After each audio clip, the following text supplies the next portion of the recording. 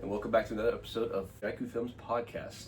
Bro, it's been so long. Yes, it has. Where the hell have we been? Very busy. Doing other things, yeah. Doing other things. That's pretty much it. We're back. We're finally watching some movies together. Trying to get together once a week, watch a movie, and review it for you guys. This time, you can see us. I got a red hat on. This is new for me. Got a black shirt. You guys can tell now.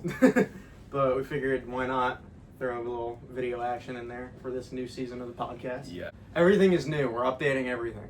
Including the new movie we watched. Yeah! We saw a great movie. Yeah, so we wanted to come. Yeah, we wanted to come back with. We've been wanting to come back with the movie reviewing podcast for a while, but we just couldn't really think of how to do it, and we were like busy and blah blah blah. And now we finally got some free time. It's only a matter of time before the new Superman and the new Fantastic Four both drop. So we're both very excited for those. They will both be dropping in July, so we gotta get this done fast. Yeah. So we figured, why not do some build up to that? So our podcasting schedule for this, I guess it would be this whole season at this point. Yep. So today's movie we're going to be reviewing is Superman, 1978, the movie directed by Richard Donner. And I almost said the wrong Donner. Did he direct it? Richard Donner, yeah, he directed it. This movie came out in 1978. It's directed by Richard Donner. He's made other movies like The Goonies, which I love. And which love he loves. Goonies. A Richard Donner film. I am not looking forward to the reboot anymore. No, it's a sequel. Yeah, we're getting Goonies too. Yeah. That's cool. But, yeah, so... That's not the movie we're reviewing. But, so yeah, our podcasting schedule for this season, we're going to review... Right now, we're going to review the original Superman, and then the first ever Fantastic Four movie, unreleased, 1994, directed by Roger Corman. That's going to be a lot of fun. And then Man of Steel, and then the 2000s Fantastic Four. Yes. And then we'll watch the two new movies. Yes. Back to back. And that's very exciting. I'm excited. Yes, very exciting news. But for now, we're reviewing the first ever Superman live action movie. Not the first, like, I was going to say the first superhero movie, not by a long shot. No. But, like... It did break the genre. It definitely, like, broke through the genre of comic book movies. Like, it made comic book movies a thing. Because, like, what did we have before this? Like, Adam West, the Batman movie? That wasn't really a comic book movie. No, that's just like a funny parody skit. I think it's funny. That was a great movie. We'll review that one day. Oh, yeah, one day. I think when we do our little Batman marathon, I think we'll do that. Yeah, for sure. But, I mean, I love Superman, like, as a concept. I love the vibes. I love... This movie had a lot of what I like about Superman. It had just, like, straight, like, Americana. Like, I was saying, like, I kept using that word while we were watching it, Americana.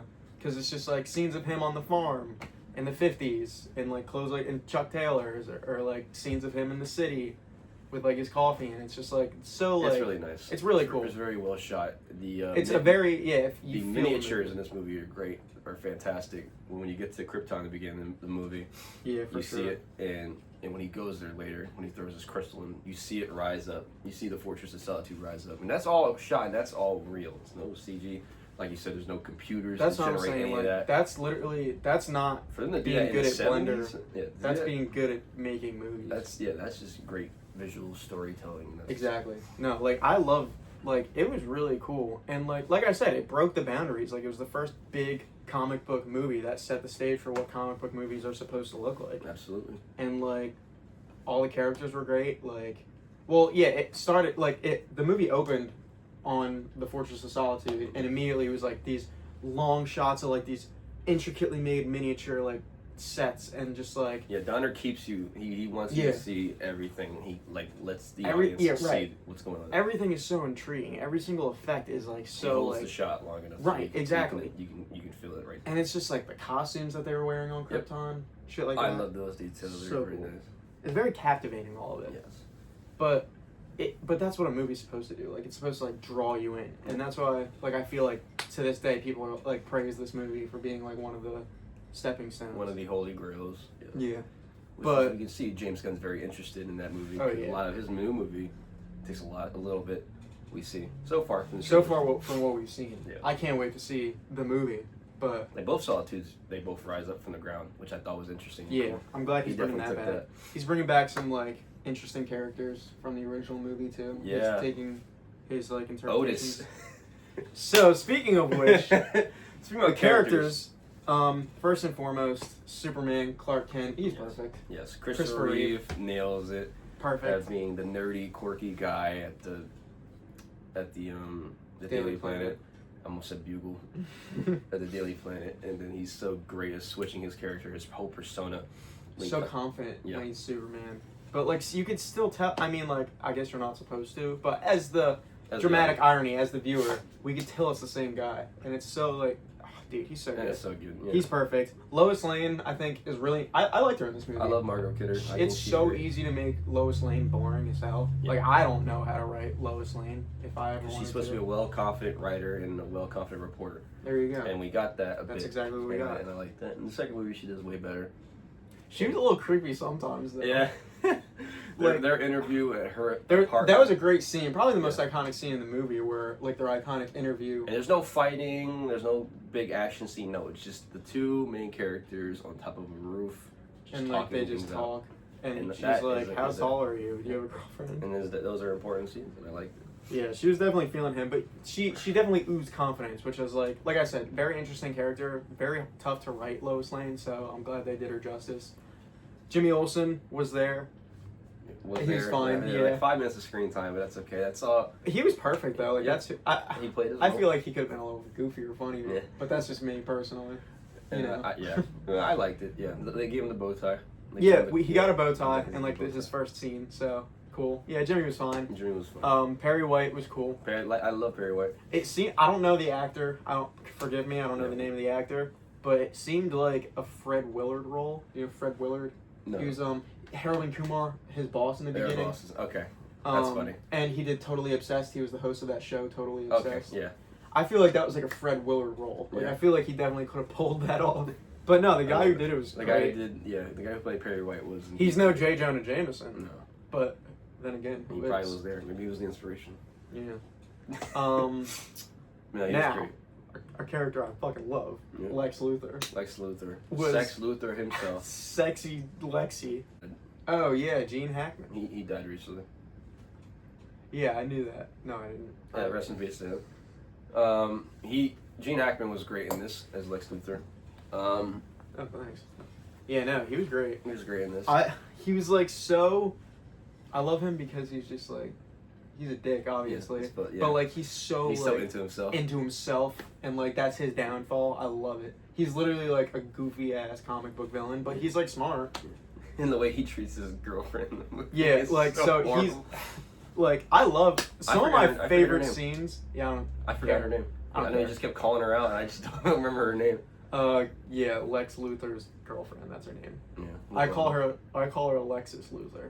Lexus Luthor. But so yeah, like he was great. Every time like the villains would come on screen, I get a little excited because like the team of villains was funny. It was like Lex Luthor is like the chaotic, like fucking like full himself, like asshole leader or whatever, and then he's got his girlfriend who's just like kind of there for the ride, but she's like in love with Superman, so that's kind of funny. I always like that. And then you got what's his name, his like right hand man, Otis. This fucking guy. This guy is impeccable. He's amazing. He's like amazing. He's always eating. Yeah, he's always eating. I kept making fun of him. He's just. How would you describe him? He's like the comic relief like assistant to Lex Luthor. Yeah. He's I like think dumb. that's really the only way you could describe it. Yeah. He's dumb, and like he sends him off to fix something, but not fix something. Like it's like a Pinky in the Brain situation. Like Lex Luthor is the brain, and like Lex makes him hack something for the bomb, and he puts in the wrong numbers, and he's in these excuses. Well, my arm wasn't long enough to write the whole thing. He's like, you idiot. And he just sends his girlfriend to do it. yeah, And no, it's that's definitely his character, yeah. a great team of villains. Like they bring a lot of rewatchability to the movie. I feel like I would go back to the movie to like see scenes with them. They're fun.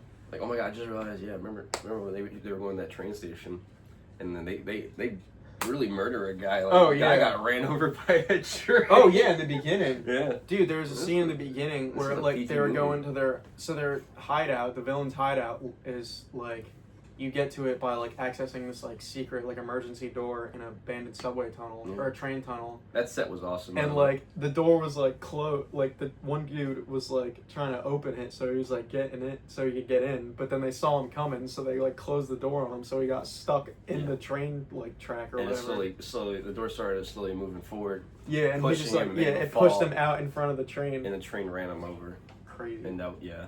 Yeah, no, they're psycho. They're evil, Lex, but they're fun. Lex does not care. Yeah, no, about they don't fuck anybody. around, but they're funny. I mean, Um, what else? I mean, the characters are great. yeah, no, I mean, What did you think about the Daily Planet itself? I thought everyone did their I part. love those scenes too. I loved yeah. a lot of the one shot they did, and the camera Just work like they used. it was chaos. Yeah. Like as a news as they probably would have outlet been. should it be. Yeah. Yeah. No, I love the Daily Planet stuff, especially like specifically like with the characters. I know we just talked about them, but like the dynamic between Perry, Lois, and Jimmy and Clark, I think was really good. Like they weren't mean to each other. I don't like when they're written mean. Just to like kind of copy Jonah Jameson. I like they were all like tight. Like it was cool. It was all like little. There's that. Clark's parents were great. You can't really mess them up. Well, you can, but it's they were in the movie hard. anymore. Yeah, they're barely in the movie. They're in the first. Pa Kent was great. Pa Kent, Very Uncle Ben. Great, yeah. I keep comparing this to Spider-Man. I'm sorry. The icon That's just dies. what I grew up on. Yeah. The icon dies, and in a way that Clark could never save him. He died to a natural cause, and that was very sad. Knowing that, even Superman says himself, all the power he has in the world, and he still couldn't save someone like that. No, he can't save some people, and that's the sad reality that he's living with every day. He can't save everyone. Very good writing in this movie, for sure. I mean, I love it, but let's see. Like, yeah, Clark was great. Lois, Perry White, Jimmy Olsen. The Daily Planet stuff was good. The Fortress of Solitude stuff was really good. Yeah. Like, there's a couple scenes in the Fortress of Solitude. I love when he talks to his dad. Talking to his dad. Those are, like, deep. Like, talking to Jor-El. Jor-El, Jor-El. His other dad, his biological father. Yeah. His biological dad. Some of the audio in this movie is weird. Yeah, well, it's old. Especially the Fortress when he's talking to his dad. Yeah. How it goes to like some like echo, and then it just goes to a straight normal voice, and you get these weird visuals of like the Very system, and I was like, the set design though of this movie is great. Phenomenal. Like we already talked about the miniatures and stuff, but like the scenes in the Fortress of Solitude, like the crystals and stuff coming from the ground all over the place, they're all like different. I loved it. So cool, dude. The attention to detail to everything is so great. And the attention to detail of the set This is why this design, movie gets praised. Exactly. To this day. This movie came out like 50 years ago, and it still gets praised. It looks better than CGI. Yes. It's so good. Practical effects will always be better than CG. The thing is, it's really there. It's really exactly, there. and you gotta love the that. actor could see that. So basically, like what? So Superman like becomes Superman. So now he's a superhero. So everyone's like, "Oh shit!" Yeah, that seems weird. There's a Superman. Yeah, that seems weird because he's still a teenager. Oh and yeah. He's talking to his it was dad, and very he just abruptly abrupt. becomes Superman and flies to the screen. It was a very abrupt transition from Clark. But this Kent is a to long Superman. movie. This is a 2-hour and 38-minute movie. Yeah. But really, damn. Yeah. this was a long movie. But I mean, like that was cool. So he's like Superman now or whatever, and so what? Lex Luthor is like trying to like blow places up. What is his plan? His plan is stupid. His plan is to blow off half of half of California. Blow up half of Canada. Yeah, see. Blow up half of California. It would turn to like 4 or 5 islands, and he would own those islands for like property, and then knowing that people would die and that he would sell some of his islands. It's like people have rent homes. It's a stupid plan. It's a very stupid plan. It's a very stupid plan. And so basically, he discovers that Superman might be able to stop him because it's like he can fly and like lift trains and shit. So he's like, damn, gotta figure out how to like keep Superman from figure out how to keep him on the low. So what does he do? He goes in his library. Oh yeah, this scene. And it's just literally just this pissed me off. Yeah. So he goes in his library, right? And he's just like just look through his finds books. a fucking book. Oh, Kryptonite. Oh, fucking planet Krypton. Oh. Yeah, he found a book of how to beat Superman. Literally, I'm sure the title of the book was probably How to Beat Superman. Because he found a book that basically You might as well just read Action Comics #1. Yeah. Like, he pulled a book and it said, obvious. "Oh, a meteorite from Krypton, and it's kryptonite." Kryptonite. Oh, yeah. yeah. This. And then he kryptonite. found some. Yeah, and he murdered the guy that had it. Oh, He yeah. murdered the No, guy, I remember and that. then he took it, and all in one day. Yeah, all in one day. all in one day. He discovered his weakness. He found the kryptonite. He trapped it in a lead box because Superman can't see through lead. He's a genius. It's smart. all so. It's like Joker level. Because he's like, don't open it, knowing that he'll open it anyways, and then the intricacy of his plan is low key like Joker level, like just kind of like look. No, just like stupid, like yeah. genius, like unnecessary shit. You know what I mean? Because yeah, he was also needed wearing. to do it. So Lex Luthor's bald, but he was wearing a wig literally the entire movie, and it just threw me off when he took it off at the end. I knew Gene Hackman refused to cut his hair a lot. Yeah. He didn't want to cut his hair or his mustache. Richard Donner, fun fact, I found this out recently. Richard Donner said, "I'll shave my mustache if you cut your hair." Oh wow. And he did, but the fun part of the story was Richard Donner never had a mustache. It was a fake mustache. So he made him cut his hair for no reason. Nice. So he got him with that. That's great. That's great, and I love That's that. so funny. He's mad. But yeah, so he figures, so he traps, he locks some kryptonite in a metal box, a lead box, because Superman can't see through lead. Yeah. And so, like, he, like, somehow, like, we've never been good at fucking, like, going plot point by plot point on these. We kind of just, like, talk. We just talk about our favorite stuff, and that's okay. But, like, so, like, he, like, catfishes Superman to, like, come over, like, to his place or whatever. And, like, Superman's looking for something, right? And he, like, thinks, he's like, oh, you put it in the lead box. And so I forget what he's looking for. Something to, like... it was, like, some controller. Yeah, something to disarm something. Yeah. And something Superman's like, he's like, where's the control? And he's like, and Luthor's like, I'm not telling you. And Superman's like, he sees a lead box and he can't see through lead. So he's like, oh, you put it in the lead box. So he cracked the bitch open and there's a fat chunk of kryptonite, just like... Big old chunk of kryptonite, and yeah, he's like, oh no. So then he starts passing out, and then Lex Luthor's place is like it's an abandoned like subway tunnel or whatever, or train station. His set's cool. I like his. It's really cool. It's a very nice building. And he turns like the one part into like a pool or whatever.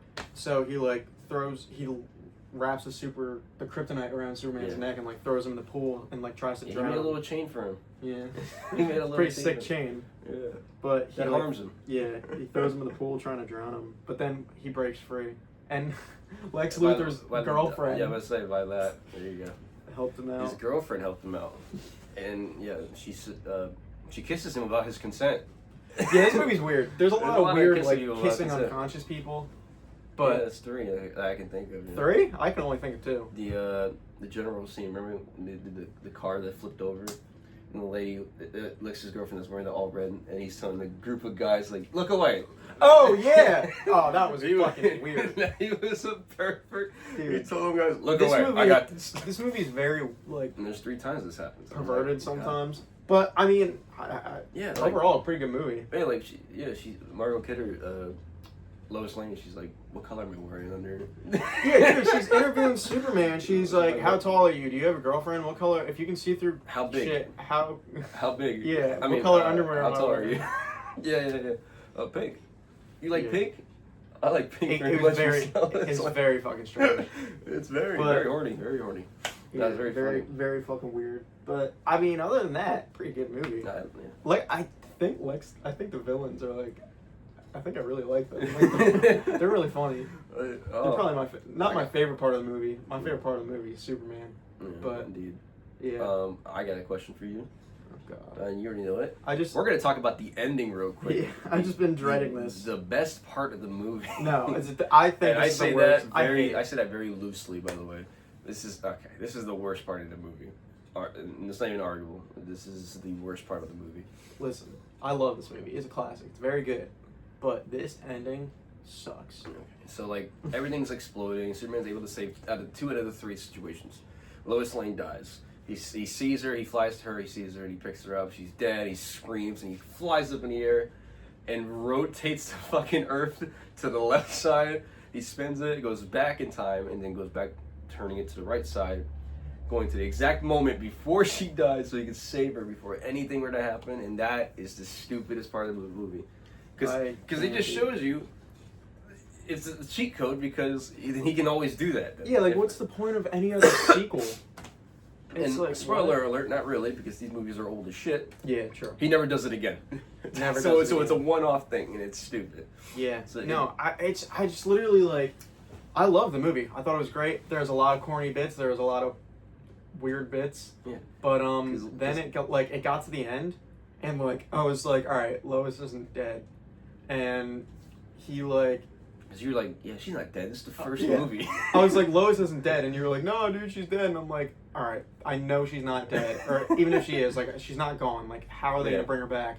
I was not. I was expecting anything except for that. They bring her back in the stupidest way ever. Superman literally flew around the world backwards so fast that it like stopped the Earth from turning, turned it the other way, and it like it reversed time. Yes. It literally reversed time.